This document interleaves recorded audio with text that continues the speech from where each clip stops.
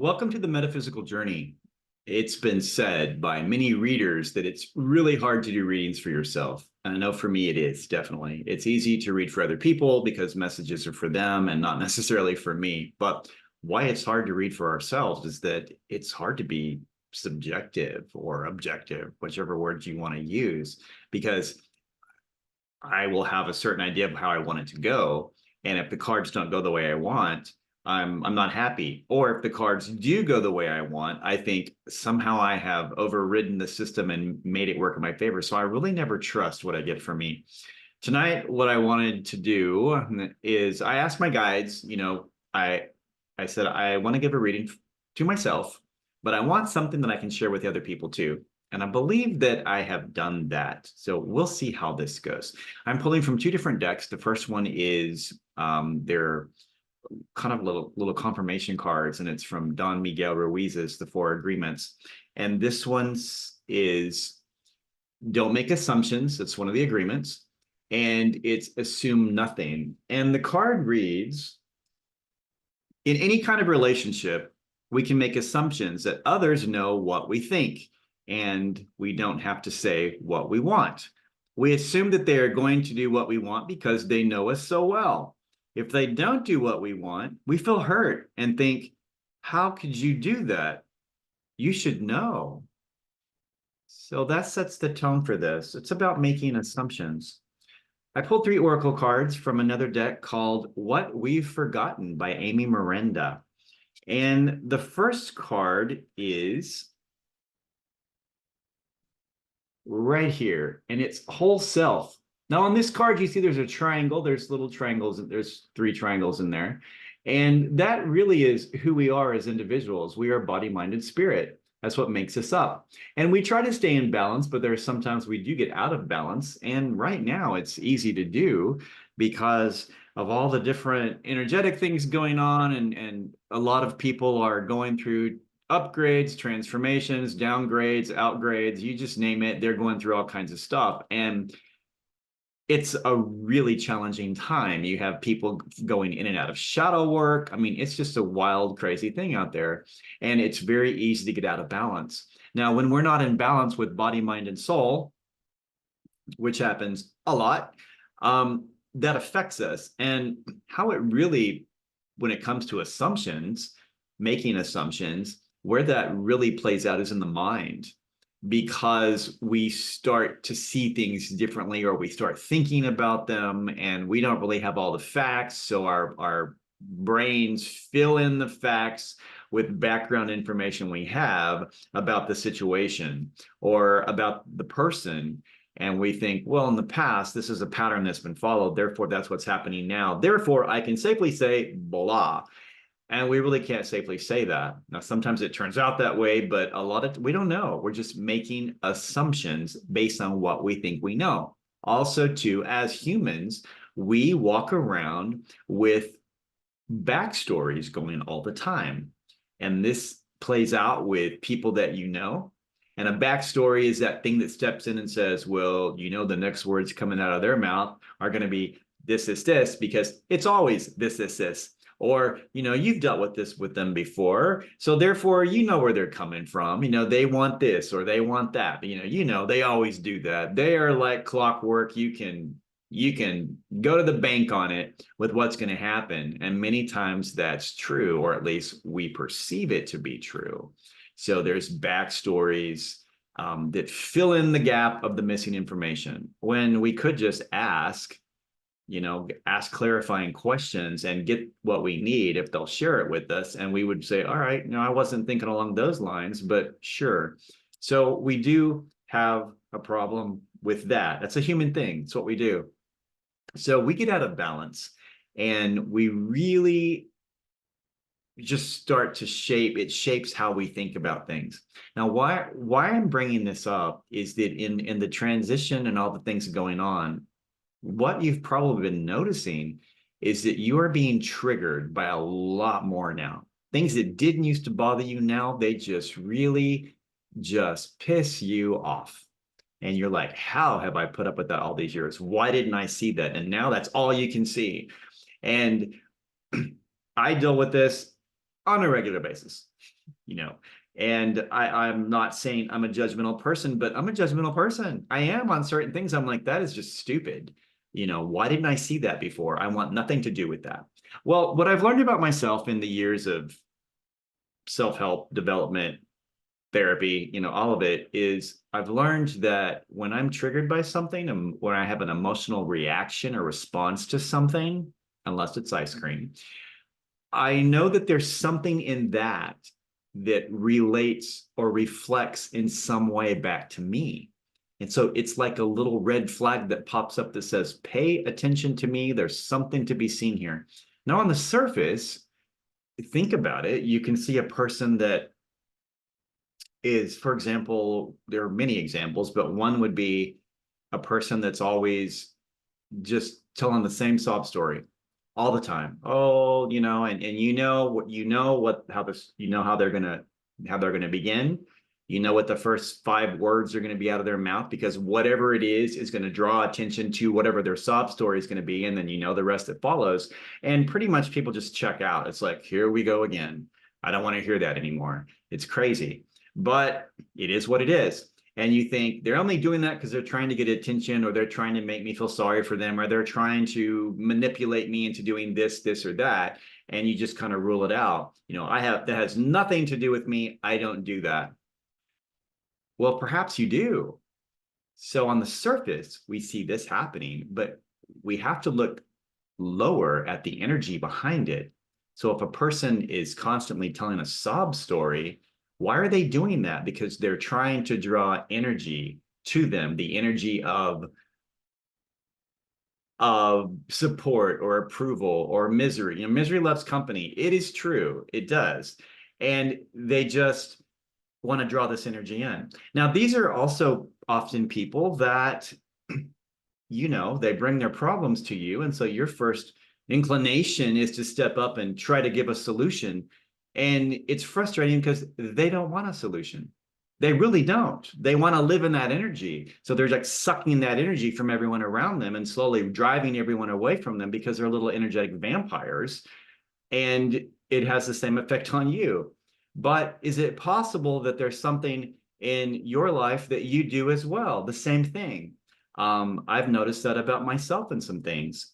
So it's like, I may not do what they're doing, but I am doing the same type of thing, but in a different way. So it triggers me, and it makes me realize I need to think about that, because am I doing that too? And very often, okay, always, I find I am, but in a different way. So triggers are happening. They are beautiful opportunities for growth and development, and really think about them. So as you're being triggered right now, don't focus so much on the surface of what's happening. Go one layer deeper to the energy and see how the energy is flowing. So if they're doing that, they're pulling energy into them, and what's triggering you is, you know exactly what they're doing, the words that they're using and how they always go about manipulating, but it's about the energy pull, and see if possibly there's something within yourself that you might be doing that's similar. Something to think about. So that's the first card. We get out of balance between body, mind, and spirit, and it alters us. And in the mind is where the assumptions start to play out the most. The second card is perspective. Perspective. Now you see some nice glasses, different, I don't know what to call them, the glasses, you know, that you look through to see things from different distances and stuff. But everyone does have their own perspective. Now, this is important because this is going to be important this year in America. This is an election year. Now, it's going to get nasty. I mean, we know that. It's already been nasty, but it's just going to get worse. And I feel sorry for people at the holiday time when they all come together during an election year, because it's like a mini civil war, really, because people take sides. It's nasty. You're going to lose a lot of friends on Facebook that you're going to say, I want nothing more to do with them. You'll block them, get rid of them, unfollow them, whatever, because you don't like their views, because you don't like their perspective. Their perspective doesn't match your perspective. Therefore, you can't have anything to do with them, so to speak. Perspective is important because to each person, their perspective is black and white, solid. It's what they believe. It's worth fighting for. Now, it's even more critical when it deals with politics and religion, or as has happened in the minds of many people now, they have become one solid thing. It's not just their perspective, it's God's will. That's hard to fight against. It really is, but that's what happens. But everyone has their own perspective because it's part of the path that they are on. And hopefully over time, as new information comes in, they will adjust and change their perspective. Do we do that? We should be doing that. And in order to get new perspectives coming in, we have to remove ourselves from the little silos that we've created. It's like, I don't want to hear anything else coming in because that is offensive. I don't agree with this. I don't agree with that. I don't want to change my mindset. And a very limited set mind is just the path to destruction. I mean, there's no growth there. It's hard. Over time, things will change. And as stuff comes in and the person starts to see the pattern or the repetition or whatever of it, they'll slowly start to adjust, but it can take time. And that closed mindset or that completely different perspective is what is going to be a big trigger point for a lot of people. And that's where the assumptions can start to come in. In politics, I'll use that for example. There is this large group of people that believe everyone that's Republican thinks like this. Everyone that's Democrat thinks like that. Everyone that goes to this particular church thinks like this and whatever. And they literally rule them out. And we know that that's not true because we should,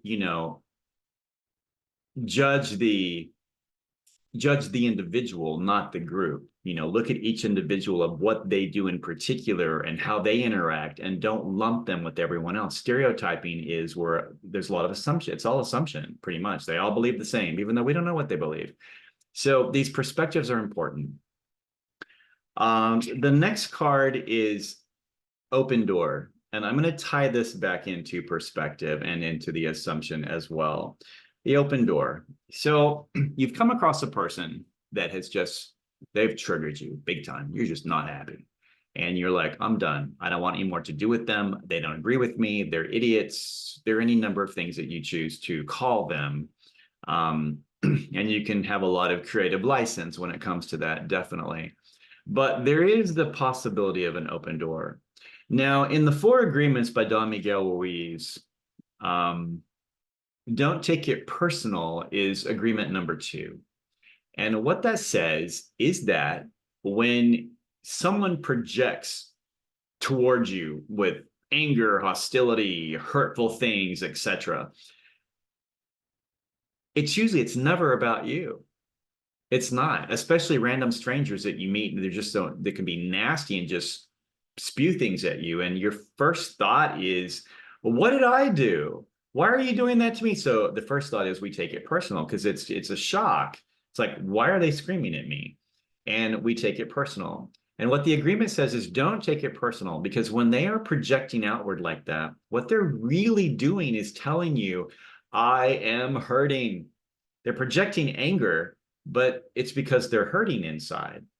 Now, sometimes you just want to get away from them as quickly as possible. It depends on how they're projecting or what they're pointing at you, so to speak.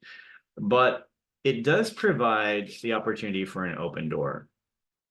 Now, I'm talking about complete strangers, because if we can do this with strangers, we can do it with people we're close with. It provides an open door. I've done this several times with mixed success.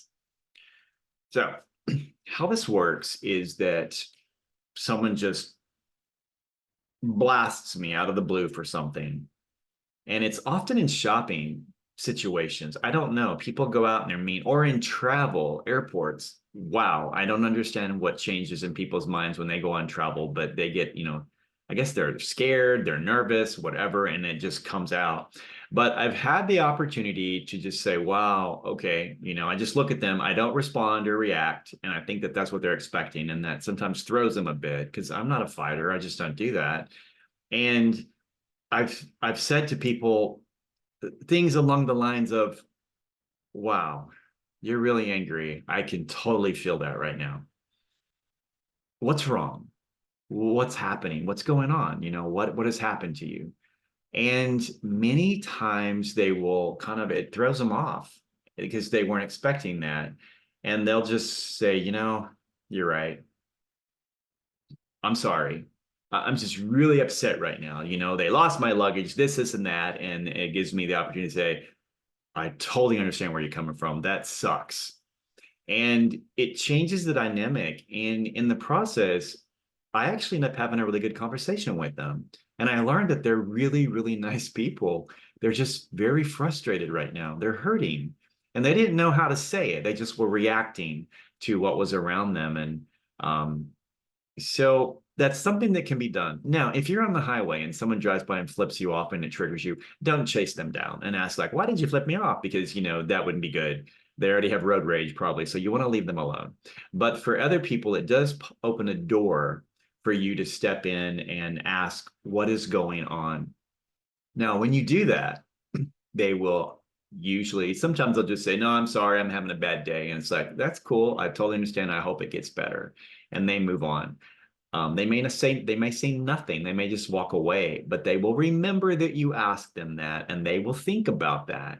Usually, I would think, and they'll think about that and maybe be nicer to the next person because maybe they weren't expecting to be called out on it in such a nice way. And some people will walk away and it's like, screw you, and that's fine. That's just where they are right now. But if you can do that with strangers and learn to practice that with people that you don't know, you can do the same thing with your family. And that leads to the clarifying questions. Because when you can open that door and you can get someone to talk, what will happen is they will share with you a story, usually. And the story is where the pain is. That's where the magic happens. And in that story, you are going to find many things that you can directly relate with. And you can see that their perspective of where they're coming from is not that different from your own. And those are the things that we want to look for, because here on earth, we have been led to believe, starting from our earliest church experiences with a lot of churches, that we are separate from the divine. And then we grow up and we start learning in school about socioeconomic differences, different types of things. We're separate from all of these people. And slowly over time, we are placed in smaller and smaller boxes and categories and labeled. And we feel like we only belong to this small group of people and everyone else is different. And we have different assumptions about everyone else around us. And that is a separation that is absolutely not. It's not true. That's not the reality. We are all connected energetically with each other. We all come from the same divine sparks of light. We are all the same, regardless of our skin tone and our socioeconomic situation and our political party or religious thing. We are all the same. But the world would lead us to believe that we are separated from each other, not only separated, but categorized, labeled, and put in all these little subsidiary type of things. All of that is false. So when we find ourselves out of balance and we're not our whole self, if you're not your whole self, you're feeling like a part of yourself. And a part of that is who knows where. And it creates a lot of stress and strain on our bodies, but also on our minds, because if we don't feel whole, we also don't feel connected. And we have a hard time connecting with each other because we don't even feel connected within ourselves. And then when we deal with different perspectives, that changes everything as well. And we start to even see this, we feel this separation of like, how can you believe that way? You're crazy. I don't believe like you. I can't be like that. But that perspective that a person has is made up of the stories of the things that they believe and the experiences that they've gone through. So in the election time, you're going to come against people, or they're going to come against you from the completely different side of the aisle, so to speak, or even the different side of the aisle in a church or something, whatever it is. And take the opportunity to just open the door and say something along the lines of, I'm interested in your perspective. Would you share more with me about how you feel the way you feel, or why you feel the way? Maybe don't say how, but why you feel the way that you feel. And if they feel comfortable and they don't feel like it's a confrontational thing, they will share with you. Now, first it'll be heated, and they'll have they have their rehearsed talking points.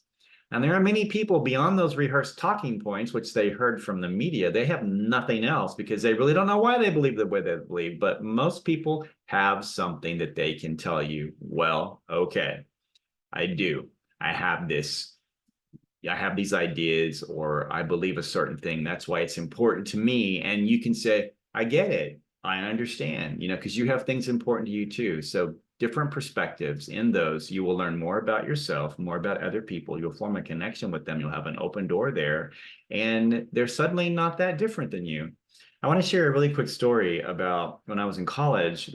College professor was talking about different perspectives.